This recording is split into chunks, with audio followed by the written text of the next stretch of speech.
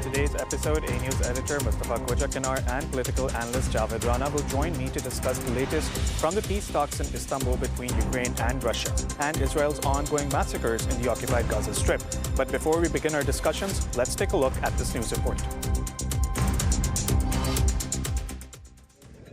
Russia and Ukraine sharply ramped up their war one day before proposed peace talks were to take place. Several people were killed after two bridges were blown up in Russian regions bordering Ukraine, Russian officials said on Sunday, though no one has claimed responsibility yet. One was a road bridge in the Bryansk region. It collapsed as a train carrying 388 people was passing underneath, derailing the train and crushing some carriages.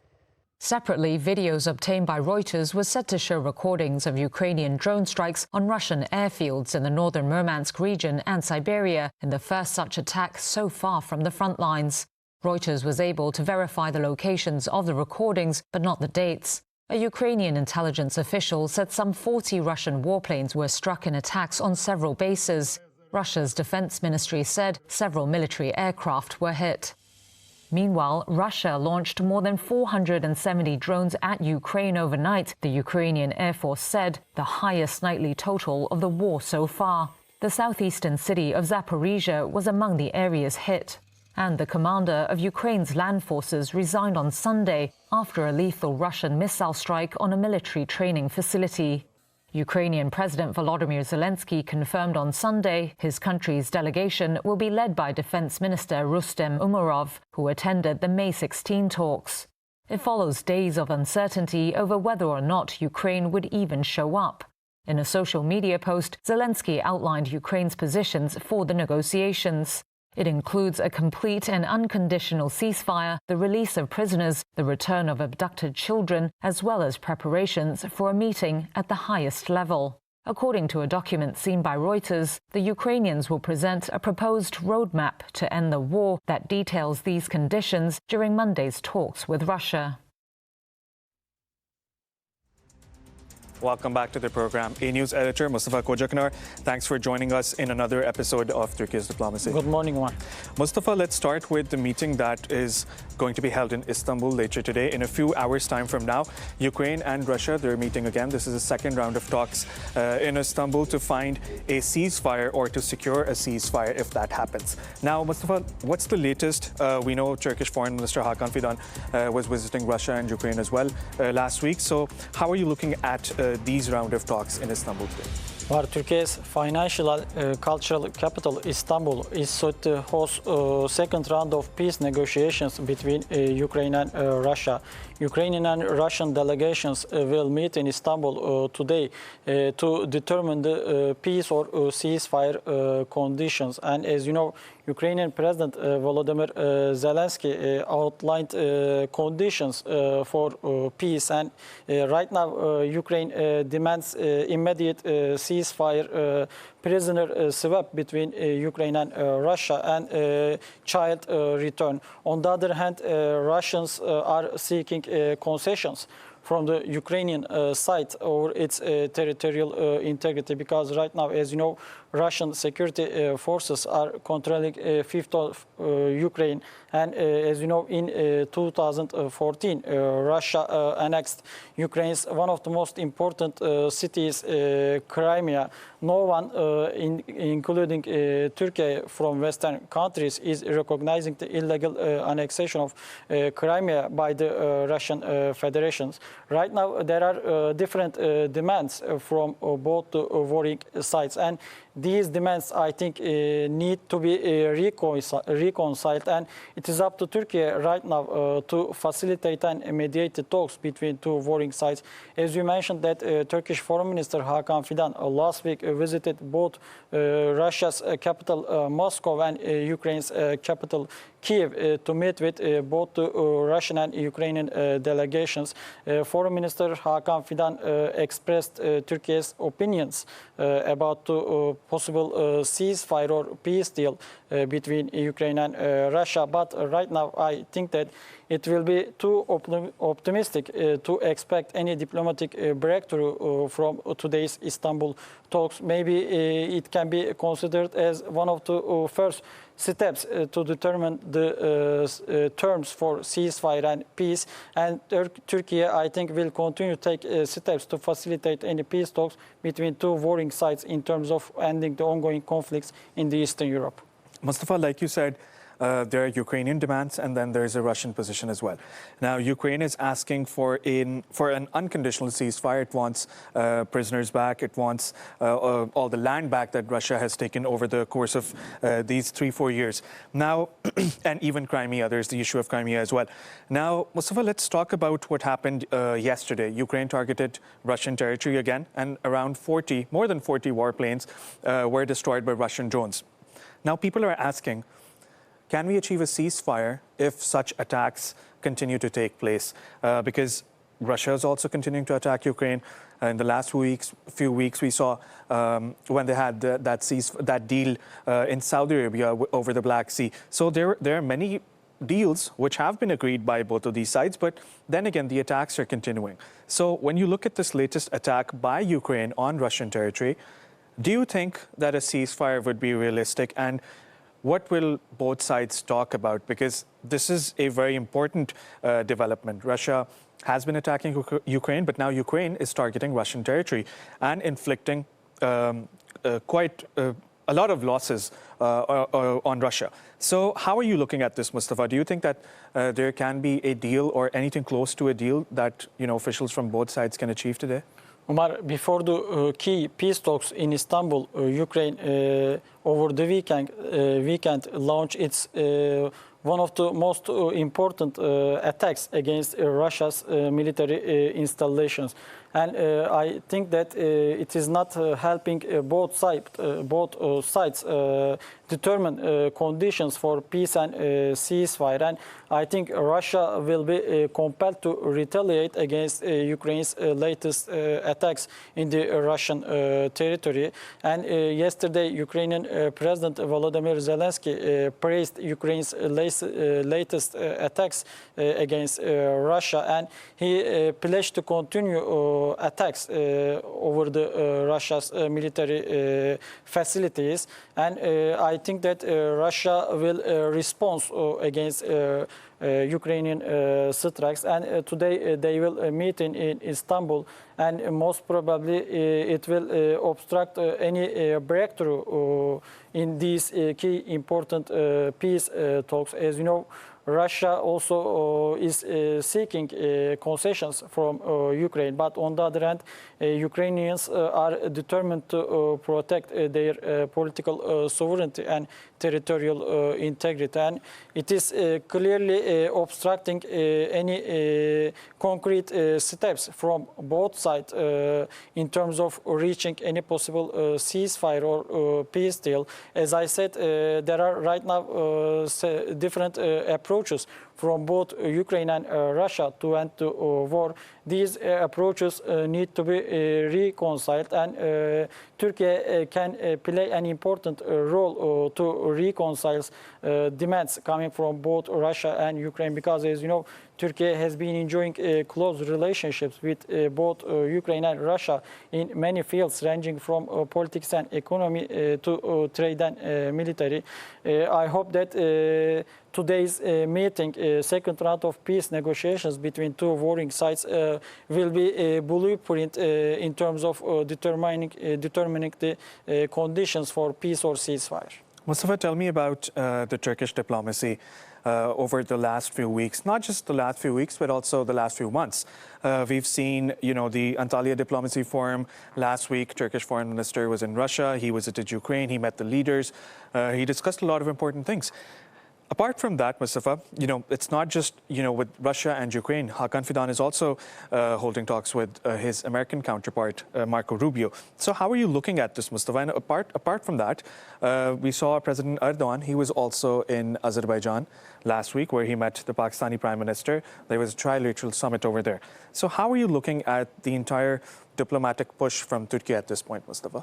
Well, I think if we want to understand Turkey's position, we are supposed to delve into several approaches to the Ukraine-Russia war, and it seems that right now there are three different approaches to the war between Ukraine and Russia. The first approach is the American approach, and United States is calling for immediate ceasefire and cessation of the war in the Eastern Europe. And the second approach is the European one, and European nations are reaffirming their unconditional support for Ukraine's territorial integrity and political sovereignty. But on the other hand, Russian foreign policy makers are accusing European nations of sabotaging any peace talks between two warring sides. But there is also a third approach, and it is the Turkish one.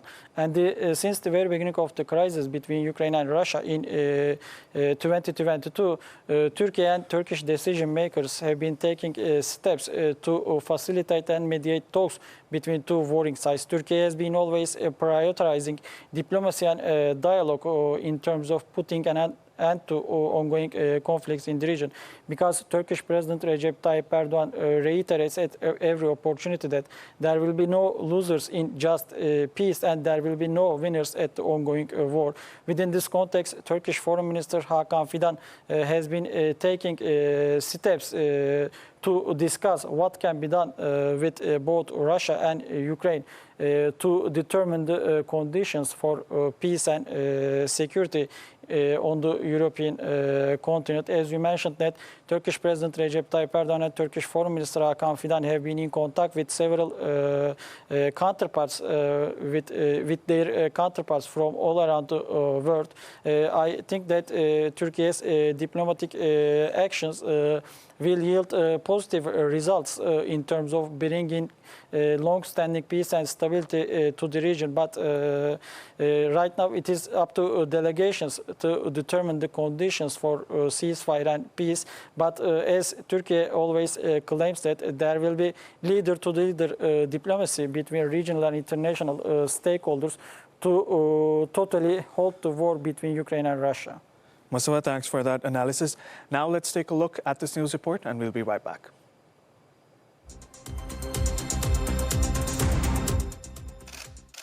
Turkish President Recep Tayyip Erdogan held a phone call with Ukrainian President Volodymyr Zelensky on Friday.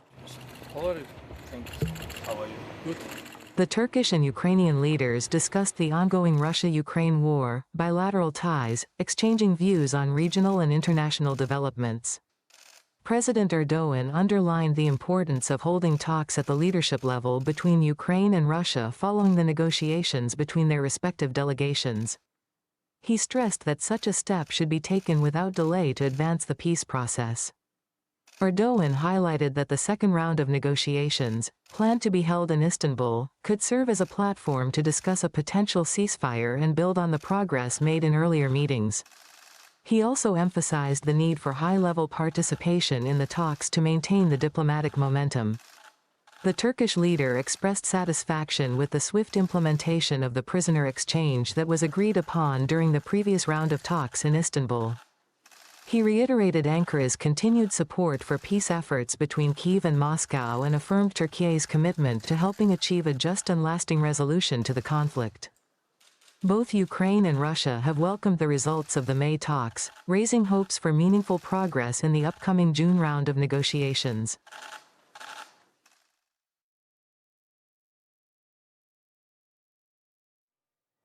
Welcome back to the program. Now let's take a look at the front page of Daily Sabah. Mustafa, like we saw earlier this year, when the Syrian government came into power, there were many issues that were being raised. There were humanitarian issues, then there was a threat of terrorism, and now it's the reconstruction of Syria. Let's start with this headline, Mustafa. Turkish firms poised for Syrian revival. What's the latest?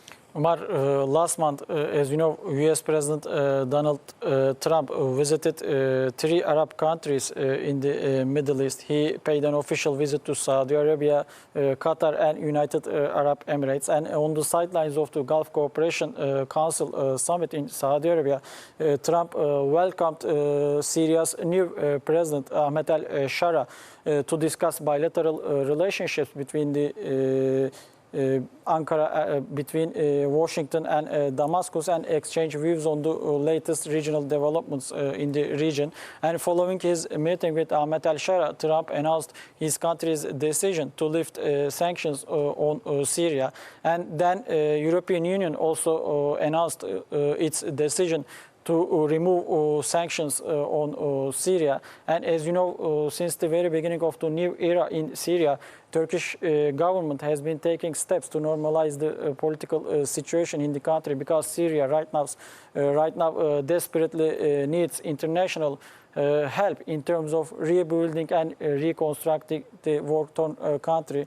And as Daily Sabah's headline indicates, that Turkish firms are right now poised for Syrian revival. And I think that Turkish companies are seeing vast opportunities in neighboring Syria right now, as the lifting of sanctions clear the way for investment in the post-war reconstruction. I think that Turkey will continue to take steps to normalize the political situation in the country. And I think collaboration and cooperation between Turkey and Syria will pave the way for the eliminating of the terrorism threat in the region. And if Turkey and Syria eliminate terror threat in the region, it will help the war-torn country rebuild and reconstruct itself. Indeed, Turkish firms have already started working in Syria. There are many companies which have started operations. They've signed deal with the Syrian government, with the Syrian energy ministry as well, we saw in the last few days. Mustafa, now let's take a look at this picture. The Hajj is going to start in a few days. Let's talk about that. Umar, as you know, right now there are millions of people, Muslim people from all around the world are gathering in Saudi Arabia to perform their Hajj ritual. And faith, unity and sacrifice are marking Islam's annual Hajj pilgrimage. And this week Muslims will celebrate Eid al-Adha. And from here I wish happy Eid al-Adha for all Muslims living all around the world. Mustafa, also another important headline on the front page: Turkish-Pakistani intelligence nab key Daesh member. Now, we're seeing over the last few weeks, the Pakistani delegation has been in Türkiye. Pakistani Prime Minister has met Erdogan. Then they've been traveling as well. They're holding meetings in other countries as well. Now, obviously, we can understand there has been cooperation on defense, on the fight against terrorism, on economy. So now this is a key component, right, of their relations, collaborating on intelligence. So tell me about this. Umar, as you mentioned, Turkish President Recep Tayyip Erdogan welcomed Pakistani Prime Minister Shahbaz Sharif in the Turkish capital of Ankara in May, and they discussed all aspects of bilateral relationships between their countries, and they reiterated their determination to strengthen cooperation between Ankara and Islamabad. And last week, Pakistani Prime Minister Shahbaz Sharif joined Turkish President Recep Tayyip Erdogan and Azerbaijani leader Ilham Aliyev in recently liberated Karabakh region. They inaugurated the Laçin International Airport, and they also discussed bilateral or multilateral cooperation among Turkey, Azerbaijan and Pakistan. As you know, one nation, two states motto is defining the strategic cooperation between Turkey and Azerbaijan. And right now, Pakistan is also joining them. And as you mentioned, Turkish and Pakistani intelligence services nabbed key Daesh member. He was one of the most important Daesh ring leaders. And it is crystal clear right now that both Turkey and Pakistan are determined to strengthen and enhance their cooperation in the fight against terrorism. I think it will yield positive results in terms of ensuring long-standing peace and stability in the wider Eurasia region. Mustafa, thanks for that analysis. We'll continue to monitor all of these stories. Obviously, there's Gaza and then the talks in Istanbul. Let's see what that results in. And of course, it's going to be at the top of our agenda as well. Now, let's take a look at this news report, and we'll be right back.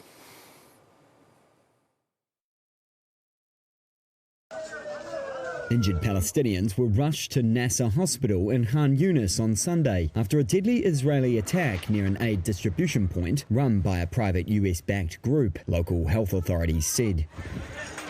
The Palestinian Red Crescent, affiliated with the International Red Cross, said its medical teams recovered bodies of over 20 Palestinians near an aid collection site in Rafah, while local health authorities said more bodies were delivered to Nasser Hospital. Arafat Siam lost his brother in the attack. He says he had gone to get food for his children when he was shot by Israelis. This is unfair, he said. What they are doing is unfair.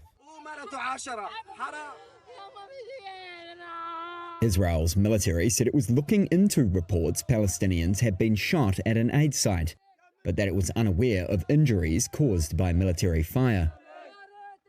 The aid distribution sites are operated by the Gaza Humanitarian Foundation, or GHF. The group denied anyone was killed or injured near their site in Rafah and accused Hamas of making false reports.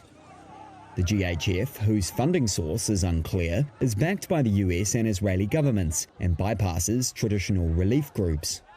Widely criticized, UN officials say its aid plans would only lead to the forced relocation of Palestinians and incite more violence. Sunday's incident happened as Israel and Hamas traded blame for the faltering of a new Arab and US mediation attempt. The aim was to secure a temporary ceasefire and the release of Israeli hostages held in Gaza by Hamas in exchange for Palestinians in Israeli jails. Hamas said on Saturday it was seeking amendments to the US-backed ceasefire proposal, but President Donald Trump's envoy rejected the group's response as totally unacceptable.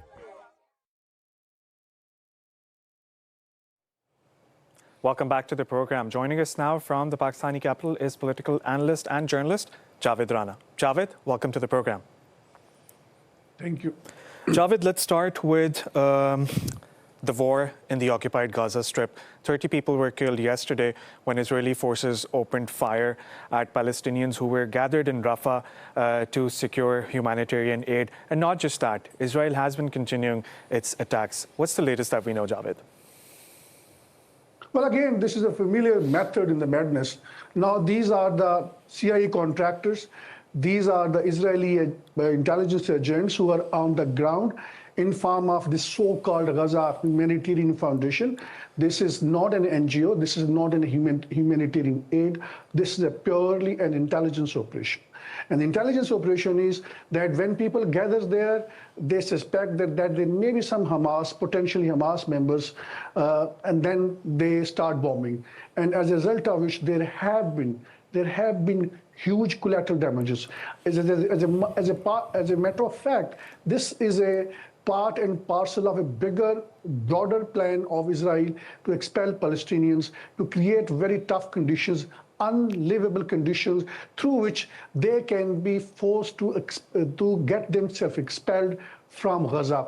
That is not happening, partly because no country is willing to accommodate them, partly Arab countries are completely in league with the Americans, completely in league with apartheid in Israel, and more importantly, there is a systematic I would call a very criminal silence on the part of the Muslim countries. For Muslim countries, it is no longer an issue. For the world, for the West, for the Europe, it is no longer an issue. You see, there is a lot of diplomacy going on the Ukraine-Russia war.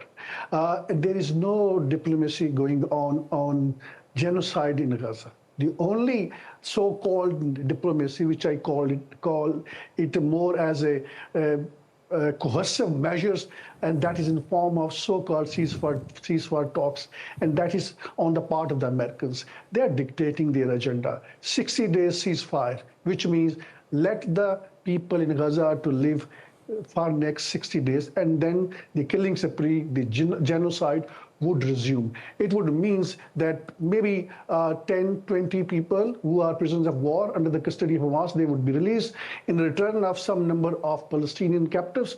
And then they would again resume this bombing. The reason is that the only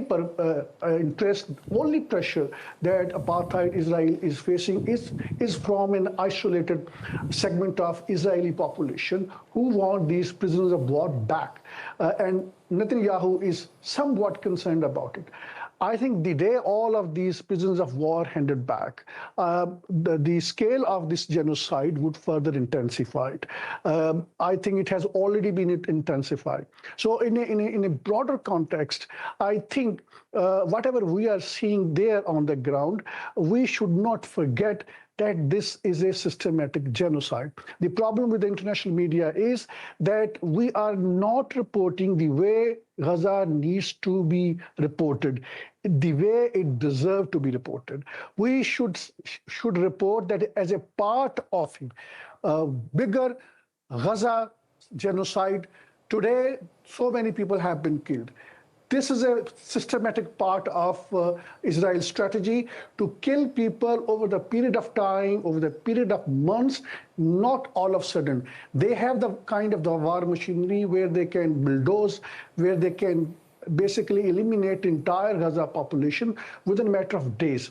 But because of so-called international reaction, they want to kill these people over the period of time, spanning over several months. So I think we should, whenever the media reports, both in text, both in video news packages, I think this background should be given with the soundbite of the Israeli leaders. They have been saying publicly that we are going to expel people from Gaza no matter what happens. There has to be more settlements in Gaza, as we have already seen in case of occupied West Bank. As many as 22 settlements plan has already been announced because a large swath of the area has been taken over in West Bank. There was no attack from the West Bank where the so-called Palestinian Authority was ruling under the shades of Israel. So why Israel has been attacking, occupying territory in the already occupied the West Bank? So again, this is, we have to say it again and again for the sake of the facts that this is a greater Israel plan, and the silence and lack of action on the part of Muslim countries is a leading contributing factor. We should not expect anything from the West because West is already part and parcel of this game. Javed, like you just mentioned, Ukraine, right? There's a war in Ukraine. Now, Gaza is also facing a similar situation. Whenever we're talking about a war, obviously it's distressing and it needs to end soon. Now, there are talks that are ongoing today, Javed, in Istanbul between the Ukrainian delegation and the Russian delegation, and Türkiye is hosting these talks again. Now, this is the second time Türkiye is hosting these talks to find a ceasefire. How are you looking at this, Javed? Because even between Russia and Ukraine, the attacks are ongoing. Russia is attacking Ukraine. Ukraine is attacking Russia. Just yesterday, and like how we were discussing with Mustafa earlier, Ukraine targeted over 40 Russian warplanes. So now, do you believe that we can achieve a ceasefire when such actions are continuing? Because there are attacks from both sides.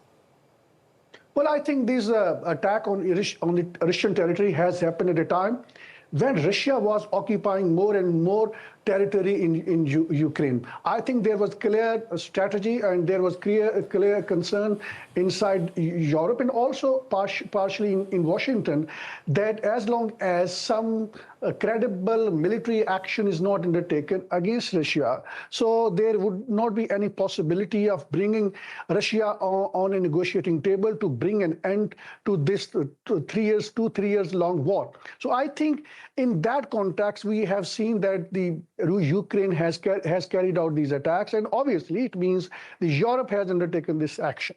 So this is also a very risky war game. But again, I think the kind of the situation that Russia has created, it looks like the Europe was left with no option but to undertake some kind of a retaliatory action, as a result of which Russia could be brought back to on the negotiating table. That was not happening. And I think with this retaliation, if some common sense prevails in Moscow, there should be negotiation. Russia should come to the negotiating table, how much territory does it need? How much assurances, how many assurances it needs from Turkey, from the Europe, from Washington, and from the Ukraine? I think there are clear indications where Ukraine is willing to basically surrender its part of the territory, and I think I would not be surprised if the Ukraine is also willing to withdraw its petition to become member of the NATO. So I think again it looks like that since President Putin believes that Ukraine was historically part of Russia, and that is why it looks like that Russia is going a little more beyond Russian-speaking territory in Ukraine, because it has been claiming its claim on the territory where the Russian-speaking population is settled. But I think it looks like it is going much beyond that. We have to see how things unfold, but certainly this action on the part of not Ukraine, but Europe, because these are the European weapons, because these are the European advisors who are sitting in the Ukraine, they are operating it. So it is essentially indirectly Europe's attack, Germany's attack, France attacks, and UK's attack on Russia. Will it bring Russia to the negotiating table? That's a bigger question. Let's see how things unfold. But certainly, Moscow does not feel now comfortable with the kind of the comfortable situation it earlier on had. Javed, tell me about Trump, because this war was a key component of his presidential campaign. We also saw that, in his presidential campaign, he was saying, if I become the president, I will end the war in 24 hours. But, forget about the 24 hours. We've seen a few months pass now. So how are you looking at Trump's decision now and how Trump is tackling the war in Ukraine? Because he says that I'm going to finish it, but the Europeans have a different agenda. So first, let's talk about Trump's plans and how he's going to end the war, or if he's even going to be able to end it. Well, I think Trump was living in fool's paradise. He does not have a very strategic sense. Russia make fun out of him so far as its long-term strategic policy is concerned in Europe. I think mistakenly Trump thought that he enjoys good relation with Putin, and then he will bring Ukraine on the negotiating table and will ask to Putin to come to the negotiating table and finish off this war. I think that has not happened. The Russian President Putin has interpreted it in a very different manner. He thought that Trump does not have the capacity of long-term thinking, and Europe is divided. There is already kind of a squabbling going on between Europe and the USA, and then there is also tariff war going on between China and the USA on one hand, and between Washington and Brussels on the other hand. I think Putin has tried to benefit out of that situation, and that is why Donald Trump has not been able to deliver. And I think he would not be able to deliver unless there are some signs on the part of Washington that in case Russia does not come to a negotiating table, then Washington Pentagon would resume providing and supplying all kind of high-tech weaponaries, all kind of high-tech intelligence to the Ukrainian forces, because unless there is some kind of a deterrence on the part of Europe, a very credible deterrence on the part of the Europe, very credible deterrence on the part of Washington, I don't think Russia would come to a negotiating table.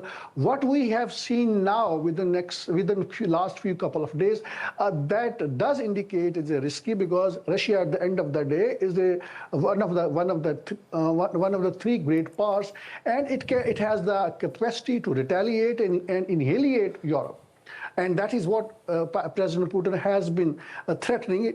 But nonetheless, I think in this situation, when Russia was not taking all these ceasefire offers serious, so these steps on the part of Europe, and with the kind of a subtle approval of Washington, I think does make sense. But again, this is a situation which also entails a high risk, and therefore we have to see how Moscow is going to react on this, because it is simply not listening. It has been holding negotiations on so-called quote-unquote technical grounds to discuss technicalities about the ceasefire, and whatever the negotiations which have taken place previously, essentially they were discussing some kind of side issues, like yes, there would be attacks, but there would not be attacks for 30 days on the energy installations. So I think again it looked like previously that Russia was seeking more and more time. It was delaying, and now I think after Ukraine carried out very lethal attack on Russian military bases, we have to see in what manner Russia is going to react. My understanding is that Russia probably would change its policy. It may not do it so immediately, because it doesn't want to look like a weak on the ground, or it would not want to create optics where it sees that Europe is trying to control the situation, war situation in Ukraine. I think sooner or later, I think the common sense would prevail in Moscow, and the Moscow will come to the negotiating table. But certainly this war is clearly in favor of Russia, and Russia is going to dictate it.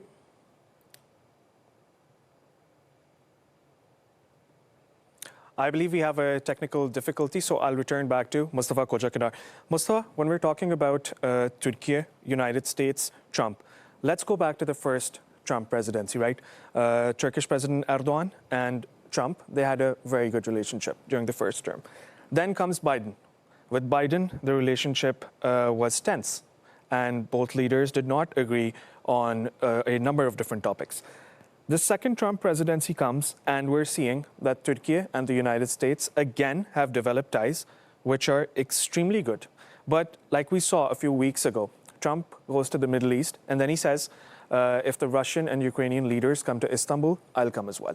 That did not happen, but still, Türkiye says that President Trump is keen on achieving a ceasefire. Now, Mustafa, how is Türkiye looking at President Trump's decisions regarding the war in Ukraine over the past few months?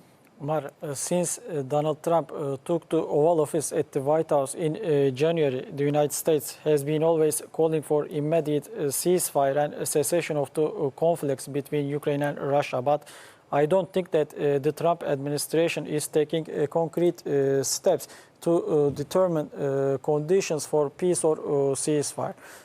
Trump is always calling for truce between Ukraine and Russia.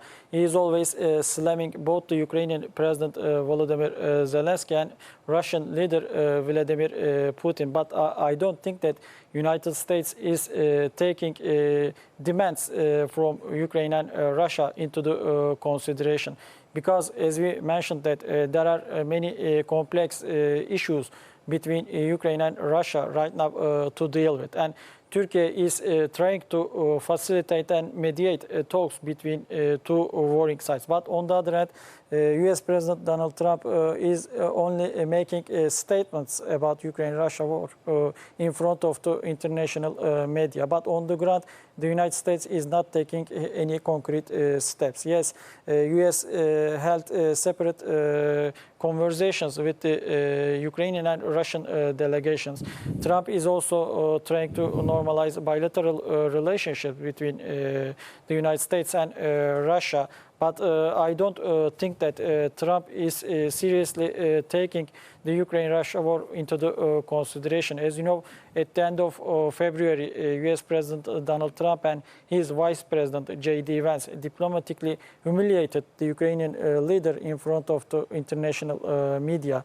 And United States' recent actions, diplomatic actions, I think, are sparking fears among its European allies, because European nations are right now thinking that They are worried about the U.S. commitment to European security, and European nations are trying to establish a new European army to protect themselves against any security threats coming from Russia. And it is clearly showing that right now there is a rift among transatlantic allies. And I think that Turkey, as one of the most important members of the North Atlantic Treaty Organization, can play an important role between the European nations and the United States to find a common way and a common sense to deal with the common security challenges in the region.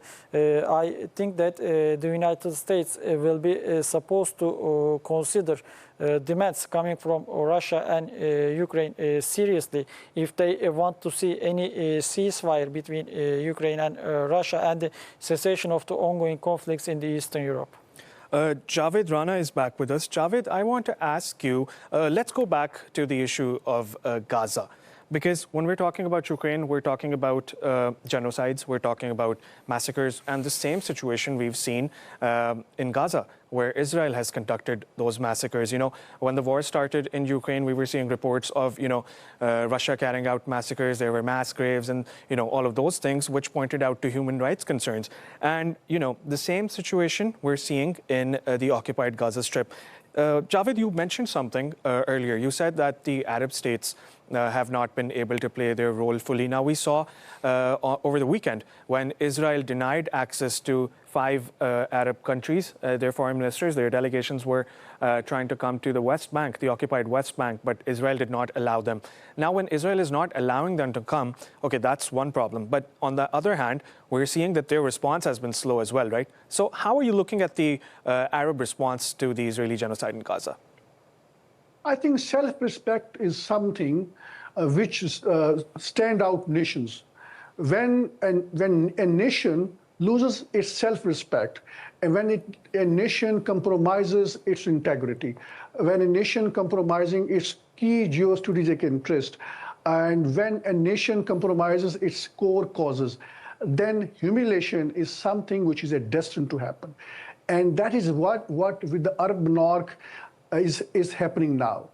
Israel, on one hand, behind the scene, calling them that Arab monarchs are their allies, but at the same time, when it comes to their own key critical interest, which involves the expansion of a greater Israel, that is where it does not compromise, even if its allies, Arab allies, want to visit the occupied West Bank. So they do not trust anyone. And Arab monarchs are not understanding this.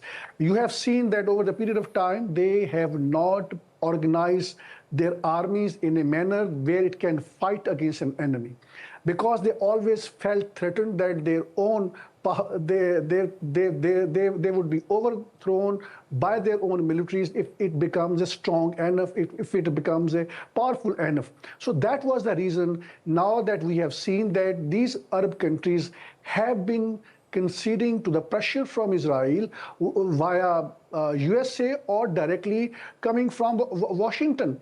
We have seen during last couple of weeks and days that Donald Trump was here and he was welcomed with trillions of US dollars. And then Donald Trump humiliated these Arab monarchs, saying that you are helping me, you are giving me all these gifts because you know your security depends on the USA. You would not even exist. So again, Arab monarchs have lost their self-respect. They need American help for what? To fight against their own people. And for them, Hamas is a threat, and a bigger threat. For them, it is a Muslim Brotherhood. Jordan has already banned Muslim Brotherhood. It was not involved in any violent activities, but because there was a threat that Muslim Brotherhood can take over if there is an eruption of any violence on Palestinian issue. And so far as Saudi Arabia is concerned, it wants to basically become another Europe in terms of so-called progress and development, and in terms of also the Muslim values. In a country which is perceived to be having holy sites of Mecca and Medina, I think, again, there are very negative optics which Saudi Arabia has created. And for Saudi Arabia, privately, MBS has been telling to the Israeli leaders, Israeli officials, the American officials, that for him, Palestine is not an issue. It's just because of the threat of the people. He cannot diplomatically normalize ties with Israel. And Israel will have to do something tangible with which I can sell it out to the people. Even Israel is not doing that. Israel is saying that I would conduct this genocide. You will stay silent. Even if you will speak, it means nothing. You will take no action, no diplomatic action, and I will do whatever I want to do. And we have seen Saudi Arabia hasn't done anything. Instead, when there were attacks on Israeli ships in the Red Sea by the Houthis from Yemen, Saudi Arabia, there are reports, was providing a corridor to its trucks carrying trades from Red Sea to Saudi Arabia, and from Saudi Arabia to Jordan, and from Jordan to the occupied West Bank, and then mainland Israel. So we should not expect that these Arab monarchs who are already compromised, who do not think beyond their nose and beyond their power, how to continue their power, we should not expect them that they can play any role to serve the cause of the Muslims, or to serve the Palestinian cause, or to speak for Kashmir dispute, where tens of thousands of people have been killed. So again, this is a very helpless situation apparently, but I think time and tide wait for none. I think that time is not away when situation is going to change. If the Arab monarchs think that they can continue with whatever they are doing, I think that is not tenable. Problem is more with the Muslim countries, their lack of action. Let's forget about the military action. That's something so big, they cannot even think in their dreams. But at least they could have done something, and that was the trade blockade of Israel.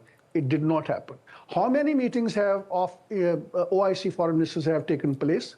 This genocide has been intensified. How many summit conferences have taken place? Just a few, and that is a gone in the dead story. They have not met again. For them, it is not a statement. Whenever these peoples are killed every day, there is not even hardly statement on the part of these Arab countries and the Muslim countries.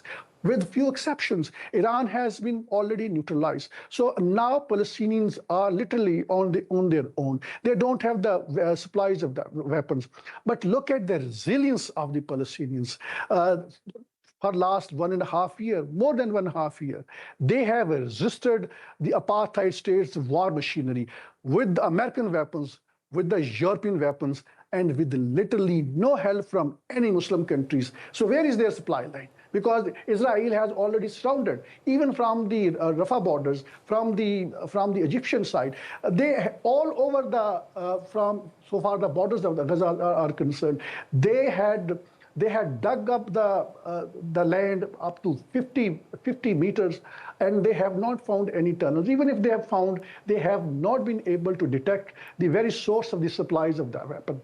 So again, it is a terrible situation, apparently very disappointing, but I think this is a situation which is not tenable. Apartheid state has now become a liability for Europe, because now there is a feeling of European leaders feel threatened that they could lose the next election, because this is unprecedented genocide taking place, live streamed in the media, and nobody is concerned about. Europe is concerned about Ukraine because they are not Muslims, they are Christians. So it is essentially the religious connectivity.